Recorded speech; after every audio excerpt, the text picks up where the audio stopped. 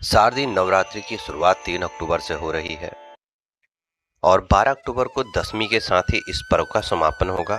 12 अक्टूबर को दशहरा मनाया जाएगा। माता के 9 रूपों की नवरात्रि में पूजा की जाती है, अर्चना की जाती है। पहले दिन माँ शैलपुत्री की पूजा करने का विधान है। माँ की कथा को पढ़ने से और श्रवण करने से आपके घर में सुख समृद्धि आती है। नवरात्रि के 9 दिन जगत जननी माँ दुर्गा के 9 स्वरूपों की पूजा होती है। माँ के 9 स्वरूप और उनका नाम अलग ही अर्थ और लोगों को नई सीख देने वाले हैं। नवरात्रि का पहला दिन माँ शैलपुत्री को समर्पित है, जो कि हिमालय राज की पुत्री हैं। इसी के चलते उनका नाम अर्थ भी कुछ ऐसा ही है। शैल माने पत्थर या पहाड़। पहले दिन शैलपुत्री की पूजा का महत्व है। मान्यता है कि देवी इस स्वरूप की पूजा इसलिए की जाती है ताकि लोगों के जीवन में शैलपुत्री के नाम की तरह ही स्थिरता बनी रहे, वे अपने लक्ष्य को पाने के लिए जीवन में अडिग रहें। नवरात्रि के पहले दिन कलश स्थापना के बाद मां शैलपुत्री की पूजा का विधान है। कलश स्थापना के बाद दुर्गा सप्तशती का पाठ किया जाता है। कलश को भगवान गणेश का स्वरूप माना जाता है। किसी भी शुभ काम में कलश की स्थापना इसलिए की जाती है।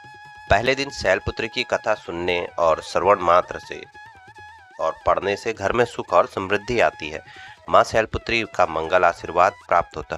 तो इन नवरात्रों में आप 9 देवियों की कथा का श्रवण जरूर करें, उनके मंत्रों का जाप जरूर करें।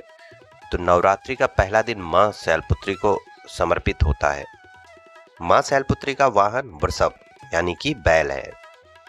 ऐसी कथा प्रचलित है कि एक बार प्रजापति दक्ष, जो कि सती माता के पिता थे, उन्होंने अपने यहाँ एक बहुत ही भव्य यज्ञ का आयोजन करवाया, लेकिन उस यज्ञ में उन्होंने अपनी पुत्री और शिव को नहीं बुलाया, यानी भगवान शिव और सती को छोड़कर सभी देवताओं को आमंत्रित किया। लेकिन अपने घर पे इतना बड़ा आयोजन यज्ञ का देख के माता सती का मन नहीं माना और वो बिना बुलाए ही यज्ञ में जाने को तैयार हो गई।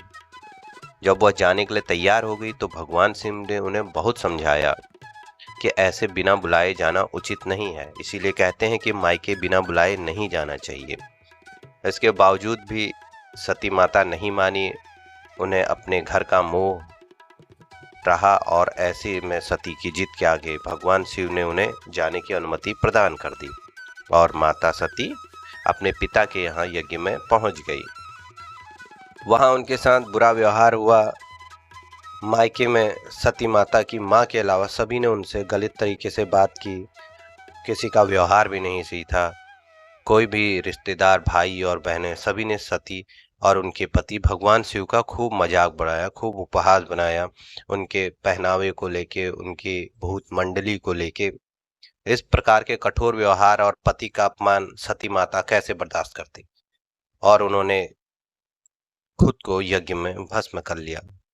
जैसे ही यह वाकया हुआ और भगवान शिव तक यह समाचार पहुंचा तो वो क्रोधित हो गए। उन्होंने तुरंत अपने गणों को दक्ष के यहाँ भेज दिया। गणों ने इस यज्ञ का विध्वंस कर दिया और अगले जन्म में सती माता ने हिमालय की पुत्री के रूप में जन्म लिया और इस तरह इनका नाम शैलपुत्री पड़ा और इनका फिर भगवान शिव से विवाह हुआ। माँ शैलपुत्री का प्रिय रंग सफेद है। माँ शैलपुत्री को सफेद रंग बेहद ही प्रिय है, इसलिए पूजा के दौरान उन्हें सफेद रंग की चीजें, बर्फी आदि का भोग लगाएं। पूजा में सफेद रंग के पुष्प भी अर्पित करें। माता के भक्तों को पहले दिन पूजा में सफेद वस्त्र धारण करने चाहिए। आपने इस कथा का श्रवण किया है। माँ शैलपुत्री आपके लक्ष्यों को प्राप्त करने में आपकी सहायता करेगी। वीडियो को समाप्त करता हूँ। धन्यवाद। जय श्री राम।